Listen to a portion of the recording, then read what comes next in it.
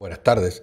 Bienvenidos al ciclo de actividades por videoconferencia que brinda el Colegio Público de Abogados de la Capital Federal. Hoy, como actividad propuesta por el Instituto de Derecho Tributario, contamos con los doctores Analía Magno, Marcelo Martínez Alberte y Nicolás Pano, que nos hablarán de la coparticipación de impuestos hoy, el caso Cava. Les recomendamos que mantengan los micrófonos en silencio para evitar interferir en la locución de los expositores y de surgir alguna pregunta la realicen vía chat. Ahora sí, le damos la palabra a los doctores. Bienvenidos. ¿Qué tal? Buenas tardes. Queremos agradecer en nombre de los tres, quiero agradecer al Colegio de Abogados, al Instituto de Derecho Tributario y a todos ustedes por participar de esta jornada sobre el tema de la ley de coparticipación y sus antecedentes. A tales fines voy a compartir con ustedes el PowerPoint, así empezamos con la exposición.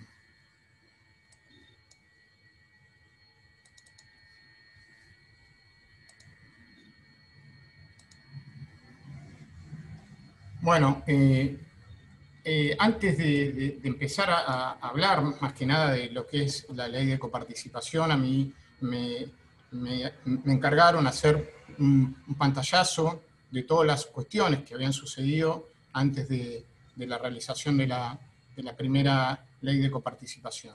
Y para tal fin tenemos que arrancar con el Acuerdo de San Nicolás, que es donde se empieza a diseñar el Estado federal. Ahí en el artículo 2, todas las provincias se comprometieron a sancionar una constitución bajo un sistema federal, arreglando algunas cuestiones que tenían que ver con el comercio interior, con el comercio exterior, con la seguridad, con el crédito interior, el exterior y la soberanía, y algunas libertades. Todas las provincias o todas las legislaturas provinciales rectificaron el acuerdo, menos la provincia de Buenos Aires, que se incorporó después de perder la batalla de Cepeda y quedó conformada lo que es la Constitución 1853-1860. La Constitución, como todos saben, toma un modelo de Constitución de los Estados Unidos, estableció un sistema republicano con división de poderes, determinando un poder ejecutivo, legislativo y judicial, con predominio del poder ejecutivo, o sea, es un régimen presidencialista, limitado por un Congreso, con una representación bicameral, con el objeto de la representación tanto del pueblo en la Cámara de Diputados como de las provincias en la Cámara de Senadores. El principio ordenador de esta Constitución en el ámbito orgánico de la asignación de competencias territoriales se encontraba, mejor dicho, en el artículo 104, actual 121, donde las provincias conservaban todo el poder no delegado expresamente al gobierno federal, manteniendo sus poderes, tanto ejecutivo, legislativo y judicial. Los constituyentes, al realizar las bases de la Constitución, se preocuparon por el fortalecimiento del Estado central, al que había que dotar, según palabras de Alberdi, y bien estipuladas en sus libros las bases, de un gobierno central que obtenga rentas y que sea bastante fuerte en ese sentido, porque él entendía que sin recursos o sin rentas no había gobierno ni nación. De esta manera, específicamente en el orden tributario, se adoptó un sistema de separación de fuentes impositivas al diferenciar entre los impuestos directos e indirectos, confiriendo a la nación la potestad única y no compartida de establecer los derechos aduaneros de importación e exportación. Actualmente es como es actualmente. Esto surgía del artículo 4 y del artículo 67, inciso primero, y 75, inciso 1. Así como establecer impuestos directos por tiempo determinado y en circunstancias de excepción vinculadas a la seguridad, defensa o bien general del Estado. Las provincias, como regla general, podían establecer impuestos directos e indirectos, prohibiéndole establecer gravámenes aduaneros. A su vez, los gravámenes directos los podrían establecer en la medida que la nación no hubiese utilizado esos impuestos de emergencia por el tiempo que duraba la utilización por parte de la nación. Los artículos 9, 10, 11 y 108 dispusieron la prohibición de establecer aduanas provinciales y determinaron la libertad de circulación económica entre las provincias, sin exigir derechos de tránsito. El cumplimiento de todas estas funciones, o sea, la base de organización de esta Constitución, se basó en las bases de Alberdi, que tiene un pensamiento liberal y democrático, en donde lo único que se quería establecer, o las únicas funciones que tenía que cumplir el Estado, era la educación, la justicia, salud y la seguridad. ¿Con qué recursos contaba la nación? Contaba con los derechos de importación-exportación, la venta o locación de tierras de propiedad nacional, la renta de correos, los empréstitos y operaciones de crédito, y las contribuciones que imponga el Congreso establecidas en el artículo 4º. Después, las provincias, ¿con qué recursos contaban? Contaban con los tributos que recaían sobre la producción, el comercio, el consumo, la circulación o transporte, que se llamaban los impuestos internos, por oposición a aquellos otros que recaudaba la nación, que se llamaban los impuestos externos. Bueno, acá tenemos que empezar a analizar. A partir de la crisis económica de 1890, empiezan a generarse algunos problemas, tanto exógenos como endógenos.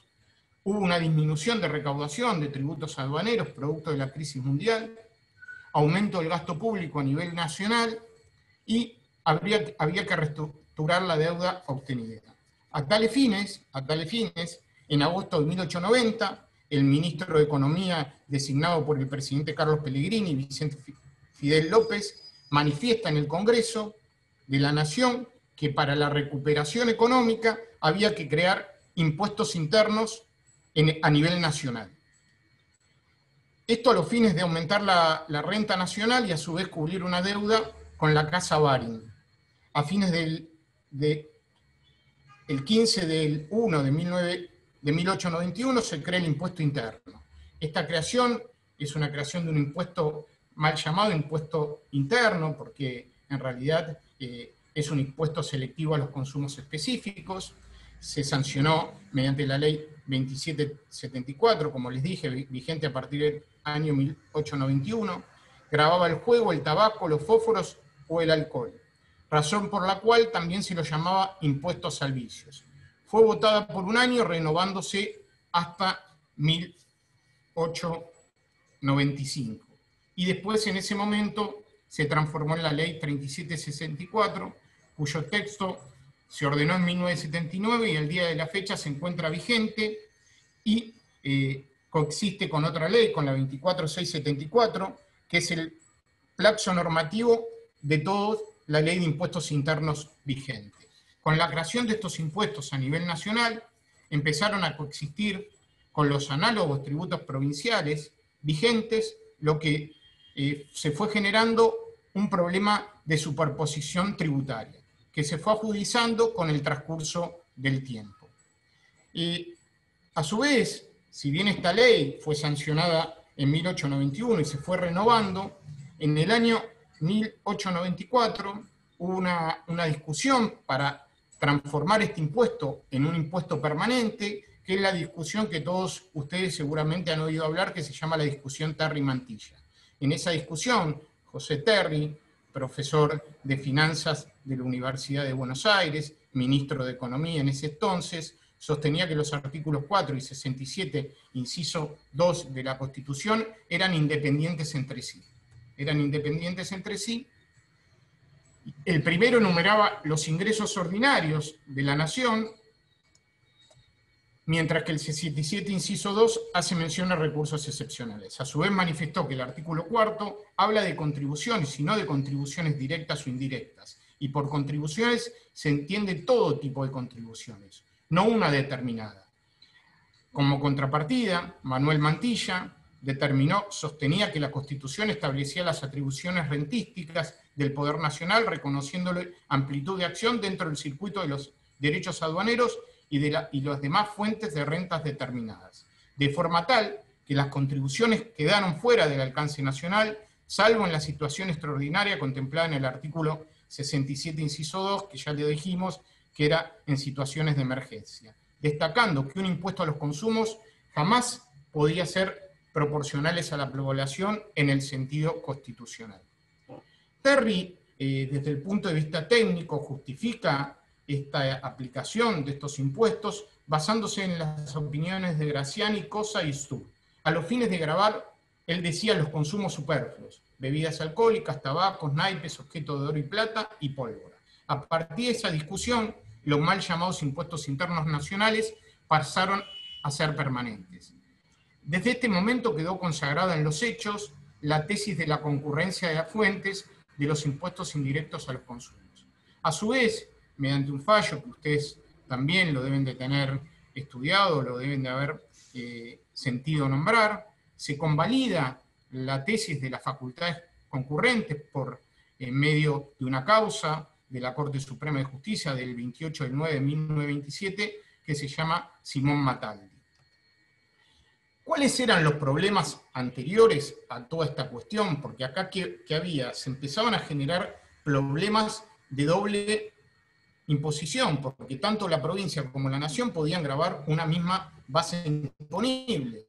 Entonces, antes de la sanción de la primera ley de coparticipación, que ahora más adelante la vamos a ver, hubo un debate parlamentario anterior a la ley 1239, donde el diputado José Heriberto Martínez manifestó lo siguiente: es necesario entonces suprimir esta guerra económica, evitar la doble y triple imposición. Es menester que exista una solidaridad y una coordinación entre las finanzas nacionales y las finanzas provinciales, porque unas y otras reposan en la realidad sobre las mismas personas, graban los mismos objetos, y porque es absurdo seguir manteniendo un sistema que permita la creación, no obstante, los textos constitucionales de verdaderas barreras aduaneras interprovinciales que reducen a un mito la unidad económica del país. O sea que si ustedes analizan, esta cuestión de la coparticipación es un tema que viene de larga data. Bueno, y a su vez, ¿qué había que determinar? Había que determinar cuáles eran los sistemas de coordinación financiera para distribuir estas masas coparticipables y qué sistema se utilizaba. En principio habíamos hablado que la Constitución de 1853-1860 se basaba en lo que significaba la separación de fuentes. También después vimos que de hecho hasta Simón Mataldi hubo una concurrencia de fuentes y después esta concurrencia de fuentes se convalidó con el fallo que les comenté. Y después tenemos los sistemas de participación y coparticipación que no se distribuyen fuentes de tributación, sino el producido de los impuestos. Y después tenemos el sistema de cuotas adicionales y el sistema de asignaciones globales. ¿Cuáles son los problemas que había que resolver con estas cuestiones? Había que crear un instrumento fiscal por el que la recaudación de determinados impuestos se centraliza en cabeza del gobierno nacional y la recaudación se reparte entre la nación y las provincias. Había tres cuestiones a resolver: la definición de la masa coparticipable, o sea, qué recaudación total íbamos a distribuir, si íbamos a distribuir todo o parte; la distribución primaria, o sea, la distribución que tiene la nación y las provincias; y a su vez la distribución secundaria, cómo se iba a distribuir toda esa masa coparticipable que le tocaba a las provincias entre ellas, tomando seguramente algún parámetro objetivo. ¿Cuáles eran las implicancias y los derechos y obligaciones de esto? Se debía estructurar sobre la base de una ley convenio. Se requiere la adición de las provincias mediante el dictado de leyes provinciales. Ello implicaba que la norma iba a formar parte del denominado derecho intrafederal. Las provincias asumen por sí y por sus municipios el compromiso de no sancionar tributos análogos a los coparticipables, salvo las excepciones de la propia ley de coparticipación que podría consagrar. Hoy esto, si ustedes lo quieren analizar, pueden leer el artículo 9, inciso B, de la ley 23.548 y se van a dar cuenta cómo está esta limitación. Adquieren el derecho, ¿qué adquirían? Adquieren el derecho a participar de los tributos nacionales en la medida que cumplan con las condiciones estipuladas en la norma. Bueno, ahora vamos a ver qué sistema se adoptó. ¿Qué sistema se adoptó para participar? El primer sistema se sancionó la ley 1239, que entró en vigencia a partir del año 1935, que se llamó Ley de Unificación de los Impuestos Internos. Fue la primera ley de coparticipación estructurada, como les dije, mediante una ley convenio, y fue nada más que solamente para impuestos internos.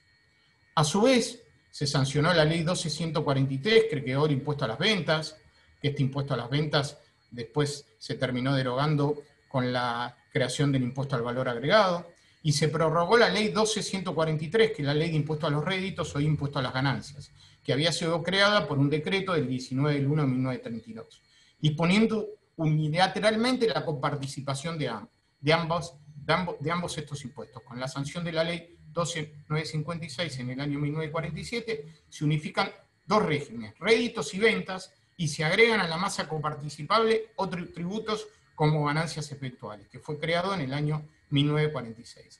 Hasta este momento coexistían dos regímenes de coparticipación, el de los impuestos internos y este último que agrupaba varios impuestos. Agrupaba el impuesto a las ventas, el impuesto a los réditos y el impuesto a los beneficios eventuales. ¿Cómo era la mecánica de distribución? Primero, de la ley 12.139, que es la ley de impuestos internos, la unificación de los impuestos internos, la distribución primaria y secundaria se realizó a través de un mecanismo sumamente complejo, distinguiéndose dos situaciones: la de los impuestos a los consumos, a ser derogados por todas las provincias, y la de los impuestos sobre algunas actividades, vino, alcohol y azúcar, por parte de las provincias productoras. El porcentaje de la recaudación nacional que se giraría a cada provincia fue determinado en función del peso relativo que cada una de ellas en la recaudación global de impuestos internos propios, o sea, los impuestos provinciales en años anteriores previos, y por el tamaño de la población local, adoptándose a un criterio netamente distributivo. Después, ¿cómo se coparticipaba? La ley 12.143, que como les dije, agrupaba el impuesto a las ventas, el impuesto a los réditos y algunos otros, se distribuye de la siguiente manera. La distribución primaria se estableció un 82,50% para la nación y un 17,50% para las provincias. Y la distribución secundaria se realizó en función de 4 parámetros. El primer parámetro, el 30% por la población; el segundo parámetro, el 30% por los gastos provinciales; el tercer parámetro, el 30% de acuerdo a los recursos percibidos por cada provincia; y el cuarto mecanismo, el cuarto parámetro, el 10%, de acuerdo con la recaudación en cada jurisdicción del impuesto a distribuir. Como se puede advertir, este régimen de distribución también reposó sobre un criterio devolutivo, beneficiando a aquellas jurisdicciones con mayor densidad poblacional y capacidad contributiva.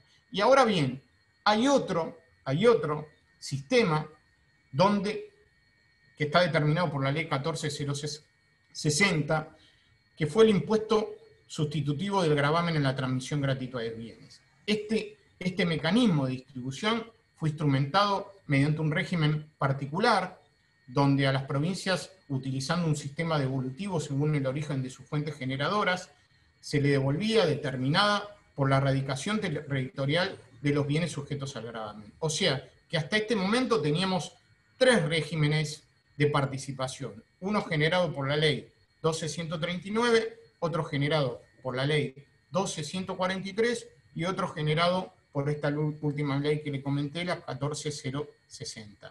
Todos estos regímenes se van a confluir o se van a unificar en la ley 20.221. 20.221, que rigió desde el año 1973 hasta en principio 1984 y después se prorrogó hasta 1988. Bueno, a partir de ese momento, la Constitución adopta un sistema combinado compuesto de la siguiente forma: un sistema de separación de fuentes. Con respecto a la materia aduanera, solo la nación podía recaudar los impuestos aduaneros; un sistema de concurrencia de fuentes para todos los demás impuestos nacionales, sean directos o indirectos, que estos eran los que se iban a coparticipar. ¿Cuáles son los criterios de distribución primaria y secundaria de la ley 20.221? La distribución primaria y la distribución secundaria se distribuían en un mismo porcentaje. Se fijó en un 48 50 para la nación y un 48,50 para todas las demás provincias. Se fijó un 3% para un fondo de desarrollo regional. Entre las provincias, o sea, para distribuir lo que se llama la distribución secundaria, se utilizaron criterios objetivos para su distribución.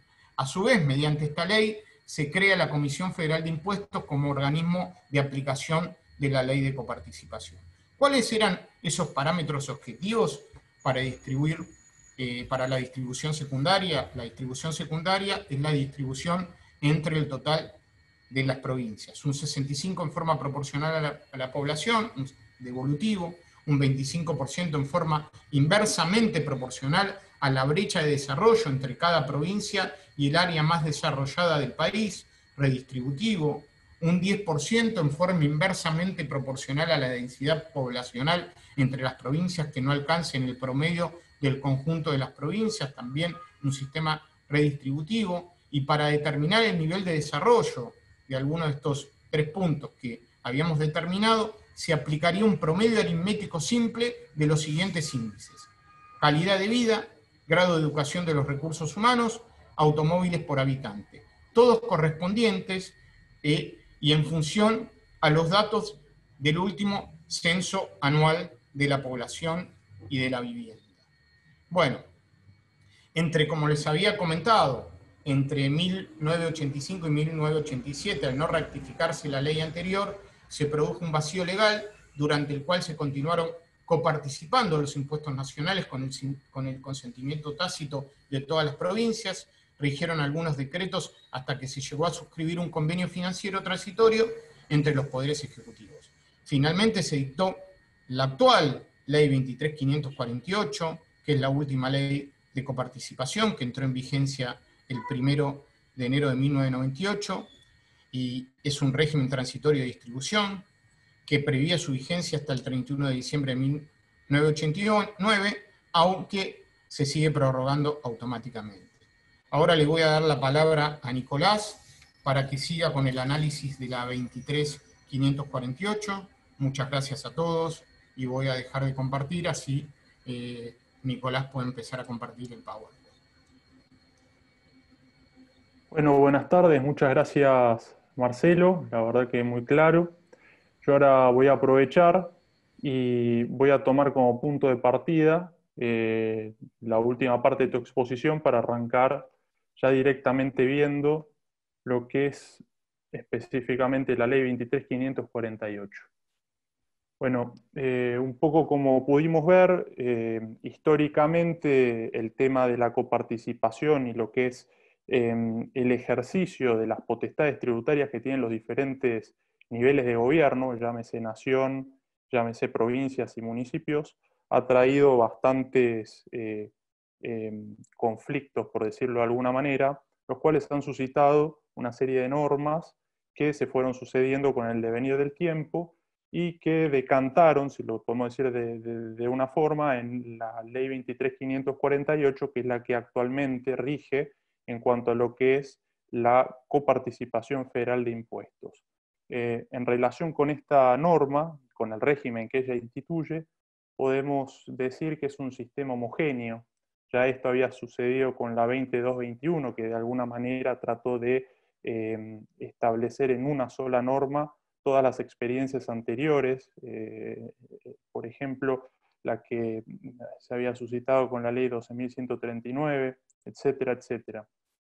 Bueno, la 23.548 es un sistema que de alguna manera sigue con esa línea de la 2221 y tiene una particularidad que está elaborado, está sancionado y está establecido utilizando lo que es la figura de la ley convenio. La ley convenio trajo toda una serie de cuestionamientos porque originalmente no estaba receptada constitucionalmente. Esto recién sucedió con la reforma de 1994.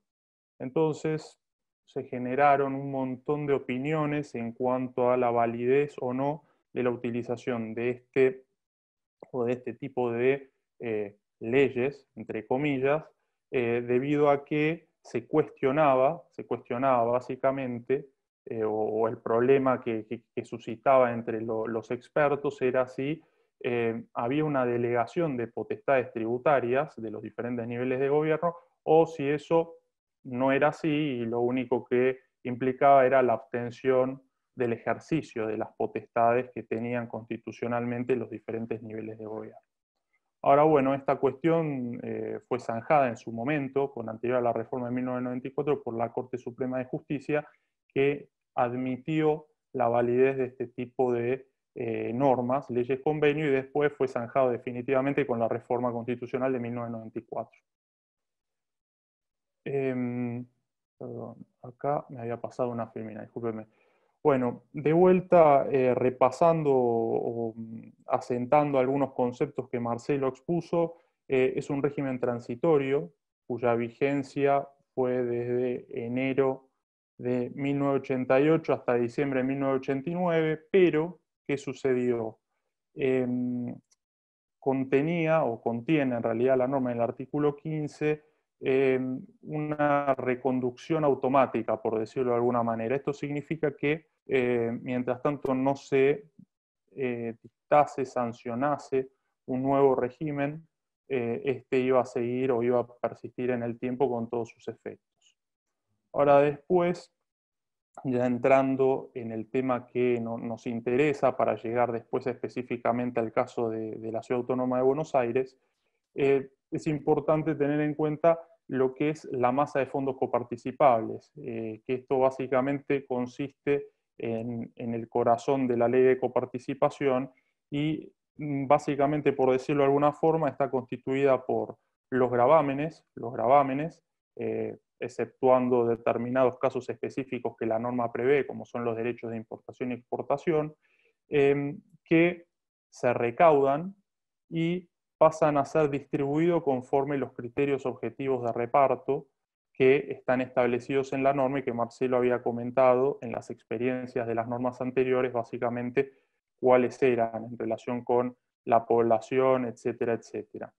Ahora bien, al día de hoy tenemos que el 42,34% de esa masa coparticipable, o sea, del producido con la recaudación de los tributos que conforman la coparticipación, va al Tesoro Nacional, ¿sí? Pero acá viene un tema que para mí es importante levantar, que es el siguiente. De esa distribución que le corresponde a la nación, hay una parte que corresponde a la Ciudad Autónoma de Buenos Aires y a la provincia de Tierra del Fuego. Y esto es un dato que me parece importante levantar porque más adelante vamos a ir viendo algunas cuestiones específicas y en relación con la ciudad y que motivó toda la situación de público conocimiento que tenemos hoy en día, que está en discusión ante la Corte entre Nación y la ciudad por el tema del recorte de los fondos. Ahora, el 56,66% restante, ese cúmulo va a las provincias. Y el 1% es lo que se conoce como los fondos que van al ATN, que es de disponibilidad, son los aportes del Tesoro Nacional que van a las provincias, que se usan o se utilizan para morigerar determinadas circunstancias tal vez no previstas, caso de una inundación, un terremoto o algo por el estilo, donde es necesario de manera inmediata girar algunos fondos adicionales a las provincias y bueno, esto se utiliza en esos casos excepcionales. Ahora, de lo que hablamos recién, podemos distinguir que hay una distribución primaria, que es la que se hace del 100% de los fondos recaudados, iba una parte a la nación y otra parte a las provincias, dejando de lado lo que va a los ATN, y después hay una distribución secundaria, que es aquella que realizan las provincias de lo que recibieron. De ese 56,66%, cada provincia le corresponde un porcentaje. Bueno, esto es un punto que es importante, porque ya va direccionando hacia lo que va después a hablar Analía. El artículo 8 de la actual ley 23.548 establece que la nación, un poco lo que les comentaba antes, de la parte que le corresponde entregará a, y acá viene dato importante, a la Municipalidad de la Ciudad de Buenos Aires y al Territorio Nacional de Tierra del Fuego una participación compatible con los niveles históricos, la que no podrá ser inferior en términos constantes a la suma transferida en 1987. A mí lo que me interesa destacar de este punto es que fíjense que esta es una norma, la 23548, que se dictó hace bastante tiempo ya, y miren el tiempo que pasó, que ya la Municipalidad de la Ciudad de Buenos Aires no es más una municipalidad y el Territorio Nacional de Tierra del Fuego ya no es más un territorio nacional. De hecho, una es una ciudad autónoma y la otra es una provincia. Entonces, esto va a ser importante. Más adelante yo voy a volver sobre este tema, pero quería ya ir introduciéndolos a la cuestión. Después, alguna cuestión que se le puede plantear a la ley es que no tiene una definición de analogía, porque la ley 23.548, en este afán de coordinar las potestades tributarias, establece justamente para evitar doble tributación que pueda generar algún agravio constitucional, porque ustedes saben que la doble tributación, o sea, la doble imposición per se, a la luz de la jurisprudencia de la Corte, no es inconstitucional, salvo que se demuestre que afecta algún derecho, principio de garantía constitucional, por ejemplo, que es confiscatorio. Bueno, entonces, en ese marco, la ley de coparticipación establece lo que es la prohibición de analogía y olvida, o en ese caso, o en esa situación, en el momento en el que sancionó la norma, no se dio la posibilidad de tratarlo, pero dar una definición. Entonces, esto nuevamente, así como sucedió en su momento con la validez o no de las leyes convenio, fue la Corte quien, en fallo 335-996, que es Pan American Energy, dio una definición de analogía, y esto es importante para bueno, tener un criterio en relación a los gravámenes que puedan establecer los diferentes niveles de gobierno que puedan ser contrarios a los coparticipables. ¿Por qué? Porque graban, por ejemplo, las mismas manifestaciones de riqueza. Entonces eso sería contrario a la ley de coparticipación y daría lugar a que ese tributo sería inconstitucional. Ahora, bueno, existen una serie de exclusiones en relación con esta prohibición de analogía, que son concretamente en relación con el impuesto inmobiliario, el impuesto sobre los ingresos brutos, el impuesto a la propiedad, radicación, circulación, transferencia de automotores, el impuesto de sellos y la transmisión gratuita de bienes. ¿Sí? Ahora, la 23.548 también establece algunas pautas en relación con el impuesto sobre los ingresos brutos y de sellos. Por ejemplo, en el caso del impuesto sobre los ingresos brutos, están excluidas lo que son las actividades en relación de dependencia, y en relación con el impuesto de sellos se estableció una definición de instrumento, que es el requisito sine qua non, sumado a otros más, como son la onerosidad, la territorialidad, etcétera, que debe estar presente para que se configure el hecho imponible del impuesto de sellos. Después también la 23.548 ratifica lo que es las normas del convenio multilateral, que son las que se encargan de homogeneizar la aplicación del impuesto sobre los ingresos brutos, y después deroga o hace una derogación genérica de aquellos gravámenes que pugnen con o estén en pugna con los fines de la coparticipación. Después, por otro lado, esto ya venía de remanente de la 2221, se establece que la Comisión Federal de Impuestos es la autoridad de contralor del régimen, y esto es interesante porque hace escasos meses la Comisión Federal de Impuestos emitió una resolución donde dijo algo que tal vez es redundante, pero lo dijo, que es que, o ratificó que es la autoridad de contralor, o la autoridad de aplicación, mejor dicho, del régimen de coparticipación. Bueno, ahora sí, enfocándonos en las cuestiones que yo les comentaba antes en torno a la Ciudad Autónoma de Buenos Aires. Bueno, En 1994 se produjo la última reforma constitucional.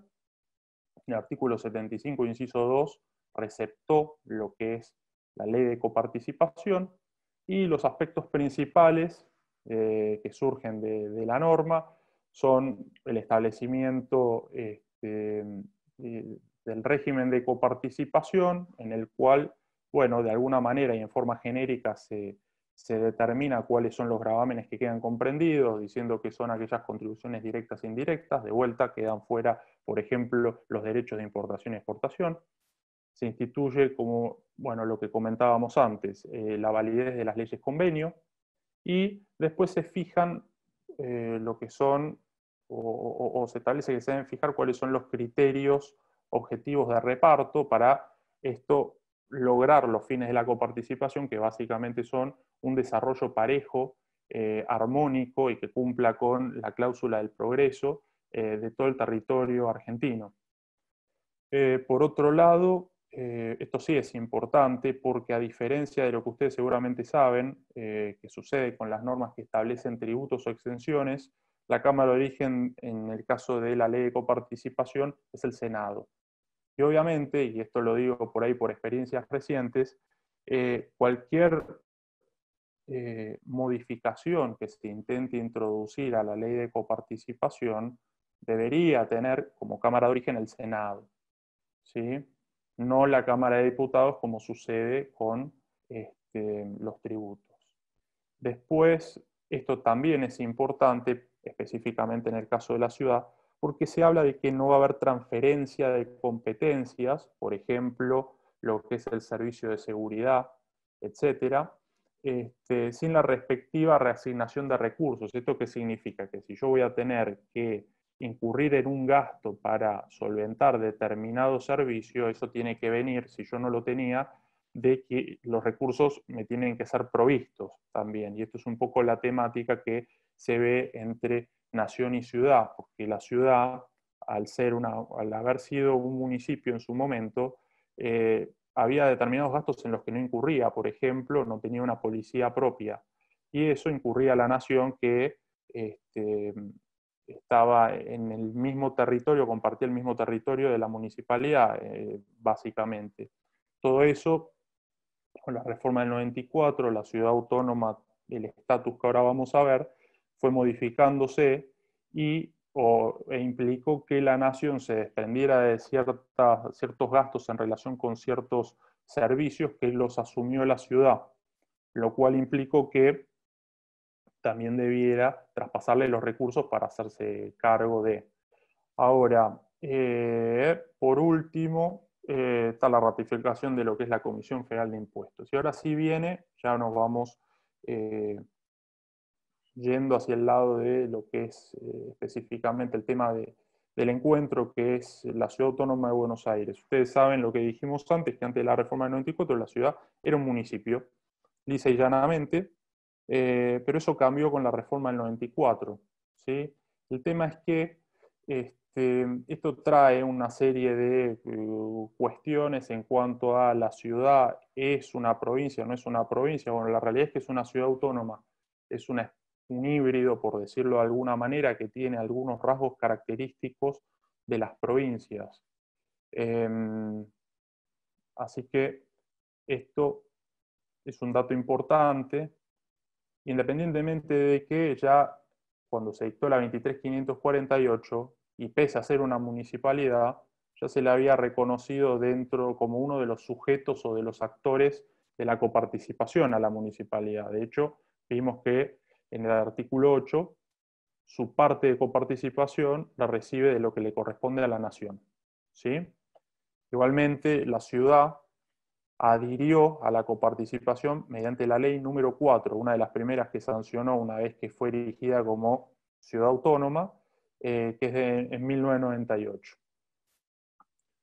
Por otro lado, estas cuestiones que venimos viendo en relación con uno de los sujetos de la coparticipación, del régimen de coparticipación, como es la ciudad, viene o hace repensar lo que está contenido en la cláusula transitoria sexta de la Constitución, que habla que antes del año 1996 sancionarse un nuevo ley de coparticipación conforme los parámetros del artículo 75, inciso 2. Esto, la realidad es que se intentó cumplir con las normas que ustedes ven ahí en pantalla, la 24.621 y la 25.570. La que más cerca estuvo de lograr el objetivo fue la segunda norma, la 25.570, que llegó incluso a crear la comisión redactora de lo que era una nueva ley de coparticipación, pero no llegó a materializarse en los hechos, con lo cual podemos decir que la cláusula transitoria sexta de la Constitución es una manda actualmente incumplida. Y esto me lleva, los diferentes puntos que fuimos viendo, a los siguientes comentarios para compartirles y, bueno, obviamente escuchar sus opiniones o ya sea a favor o en contra. Pero básicamente, de lo que vimos hasta ahora, podríamos decir que la Ciudad Autónoma de Buenos Aires y Tierra del Fuego tienen un tratamiento diferente al resto de las jurisdicciones. Por jurisdicciones digo provincias. Ustedes fíjense que no están con el grupo de todas las provincias. Entonces, lo que reciben de coparticipación lo reciben de lo que le corresponde a la nación.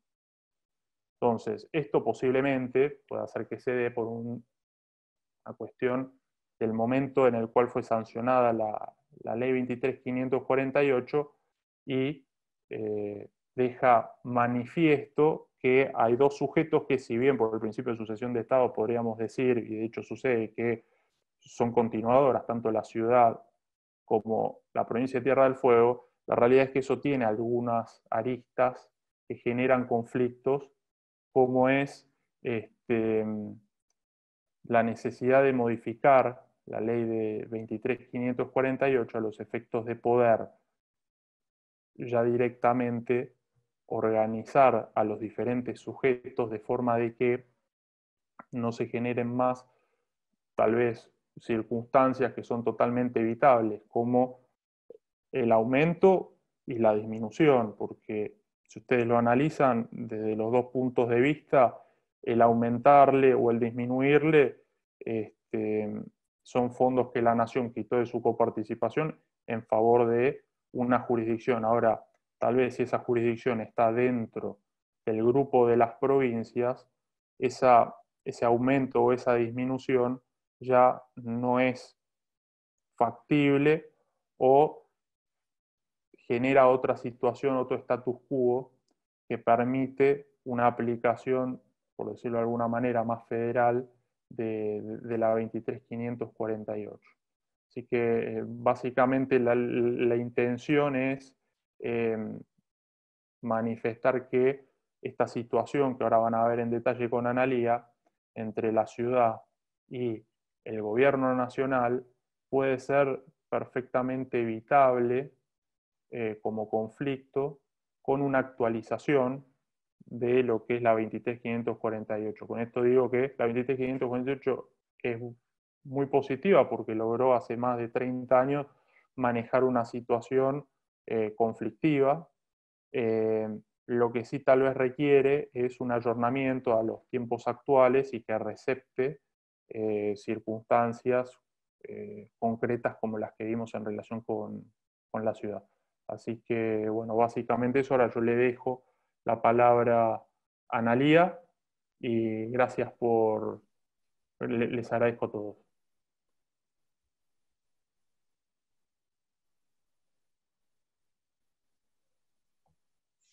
Bueno, gracias Nicolás, gracias Marcelo. Bueno, partiendo del desarrollo que hicieron los doctores que estuvieron antes, vamos a llegar a una reseña, ¿sí?, de los aspectos más relevantes de la presentación de Cava ante la Corte Suprema.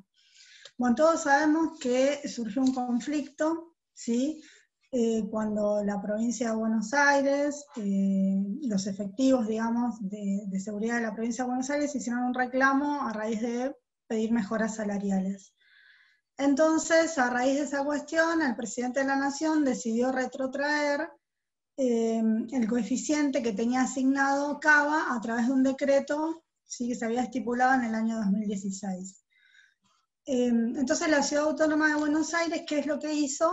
Promovió una acción ¿sí? Una acción de amparo en los términos del artículo 43 de la Constitución Nacional, y básicamente el objeto de esa presentación era que se restablezca en forma inmediata su derecho a percibir el porcentaje de participación, que era un equivalente al 3,5%, y bueno, como decía Nicolás, este porcentaje de participación, ¿sí? La nación se lo da a la provincia, digamos, en este caso a la ciudad de Buenos Aires, en función de que se tiene que hacer cargo de la seguridad. Básicamente en el año 2016, ¿sí? En enero del 2016 hubo un acuerdo entre el Estado Nacional y el gobierno de la ciudad para que se traspasen todas las facultades y funciones de seguridad en todas las materias no federales. Entonces por eso se estableció que se debía readecuar el porcentaje que tenía de participación. CABA básicamente dice que ese porcentaje, ¿sí? El 3,5, fue ratificado por el consenso fiscal y por el decreto 257 del 18. Entonces, el decreto 735 del 2020, que lo reduce de manera unilateral, ¿sí? No sería válido. Entonces, considera que se tiene que declarar la nulidad y la inconstitucionalidad. Se tiene que recomponer la integralidad de los fondos que debe recibir CABA, y se tienen que suspender, digamos, los efectos de ese decreto. Y además se tiene que abstener el Estado Nacional hasta el dictado de la sentencia definitiva a llevar a cabo cualquier acto que implique poner en ejecución el decreto cuestionado. Básicamente esos fueron los fundamentos, ¿sí? de la demanda. Posteriormente, ¿sí? Lo que hicimos en esta presentación es ver cuál fue la evolución del coeficiente de participación de CABA. Básicamente, el decreto 705 del 2003, que fue publicado en el Boletín Oficial el 27 de marzo del 2003, establecía un coeficiente de participación del 1,4%. Ese coeficiente de participación tenía una vigencia a partir del 1 de enero del 2003. Bueno, como ya le fuimos anticipando, a partir del 2016 y en base a la transferencia de las funciones que se habían hecho en función de ese acuerdo, el Poder Ejecutivo Nacional dicta el decreto 194 del 2016 y el coeficiente de participación se eleva al 3,75%. La vigencia de ese decreto sí es 1 de enero del 2016. Ese decreto tuvo una corrección, no en razón del monto de coparticipación del porcentaje, pero sí en razón de la fundamentación. Básicamente lo que dispone el decreto 399 es fundamentar, ¿sí? que fue necesario aumentar el coeficiente de participación en función de esta transferencia de las funciones por el acuerdo que habían hecho el Estado Nacional y la ciudad en enero del 2016. Pero también considera procedente, ¿sí? que solicitar a la Comisión Federal de Impuestos que se verifique el fondo, que se verifique básicamente el destino de este aumento de los fondos que le está haciendo el Estado Nacional a la Ciudad Autónoma de Buenos Aires, en consecuencia de ser un organismo de aplicación del régimen de coparticipación. Entonces, materialmente, ¿sí? Lo que tiene que hacer la Ciudad de Buenos Aires es anualmente realizar informes técnicos a los efectos de justificar la utilización de esos fondos. Entonces, por eso este decreto 399 del 2016, ¿sí? Viene como a solucionar de algún modo la fundamentación que tenía el aumento de la participación. Bueno, posteriormente, también a raíz del consenso fiscal del 2017, ¿sí? que se comprometió, digamos, dentro de los compromisos asumidos, de las compensaciones a la provincia, también lo que se dispuso es que la participación de CABA, a raíz de la derogación del artículo 104 de la Ley de Impuesto a las Ganancias, se debía modificar ese porcentaje de participación. Por eso también la ciudad dice que el Consenso Fiscal 2017 ha ratificado, ¿sí?, la participación que debía tener la Ciudad Autónoma de Buenos Aires y este incremento. Entonces, en función digamos, del consenso fiscal, se dicta un nuevo decreto, que es el decreto 257 del 2018, que reduce el coeficiente de participación al 3,50%. Esto también con vigencia a partir del 1 de enero del 2018. Y por último, estamos con el decreto actual, ¿sí?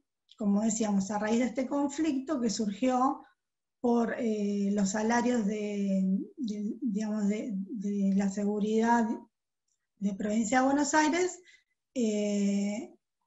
surge, digamos, básicamente el conflicto entre el Estado Nacional y la Ciudad de Buenos Aires, y está la vuelta a reducir, ¿sí?, el coeficiente de participación en un 2,32%. Y a la vez,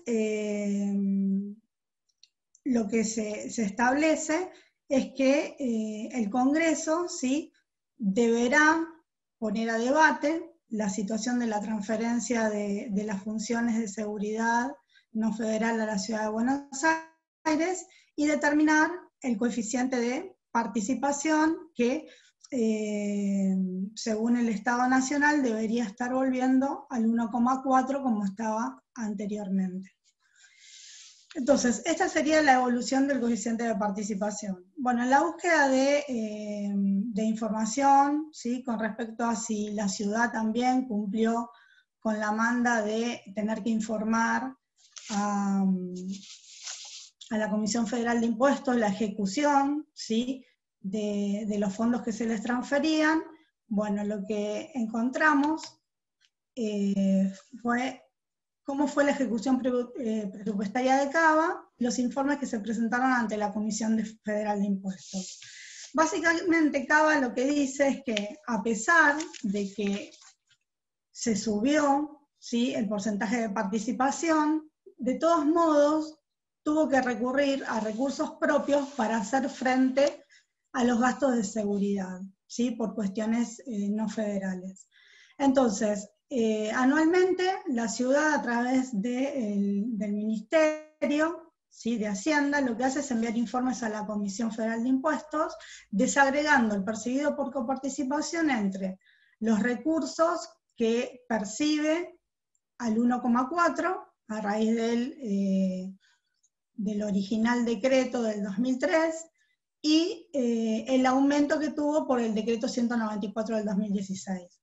Entonces, los informes presentados son por 2016, 17, 18 y 19.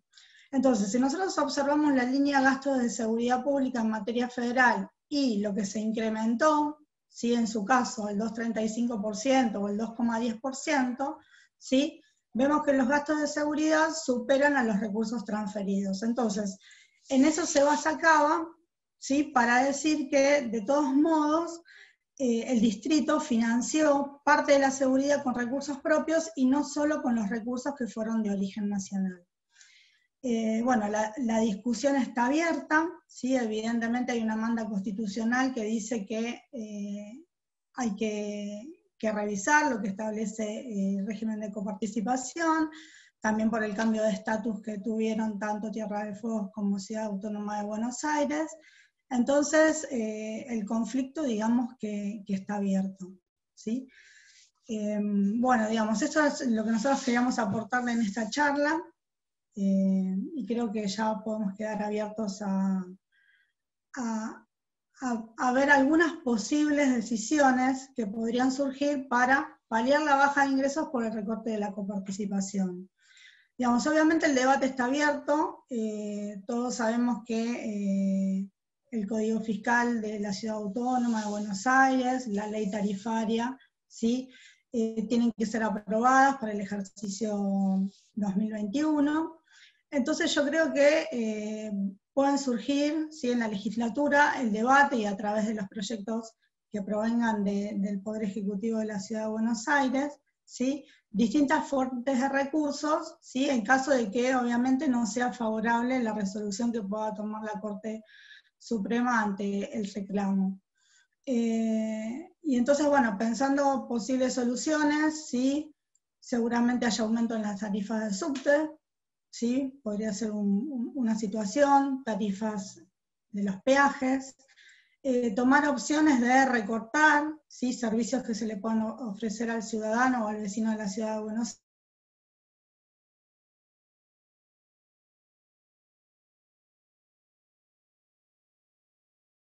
El código fiscal, quizás pueda surgir también quitar exenciones, ¿sí? Quizás puede ser hasta inmuebles que sean de propiedad del Estado Nacional, o aumentar alícuotas de impuestos, entre otras de las cuestiones, ¿sí? Para poder obtener recursos y poder hacer cargo, ¿sí? A esta función que tiene que cumplir, que es prestar la seguridad y cuya quita de, digamos, de la coparticipación puede perjudicar el correcto desarrollo de las funciones. Bueno, por mi parte, sí, es lo que les quería comentar. Y bueno, no sé si ahora vamos a tener tiempo para algunas preguntas. Bueno, lo que yo me parece que este tema de la coparticipación es un tema que viene de larga data, ¿no? Y todavía es un tema bastante complejo que no lo podemos llegar a resolver. Entonces, y no sé cuándo se va a poder resolver porque lo veo muy difícil de poder sancionar una nueva ley de coparticipación por las características que en realidad se tendrían que cumplir o las condiciones que se tendrían que cumplir. Entonces, me parece que es un tema primordial, más que nada para la Argentina y para las provincias, ¿no? ¿Qué les parece a ustedes? Para poco cortar el frío de las preguntas y poder hacer algún intercambio de ideas, ¿no? Bueno, tal Sí, cual como acá dice en el chat Daniel, Daniel. ¿sí? Digamos, hay que tener una fuerte voluntad política para resolver el tema de coparticipación. Es una cuestión pendiente, ¿sí? Como explicó muy bien Marcelo y Nicolás, que básicamente hay una cuestión que resolver que tendría que haberse resuelto en 1989.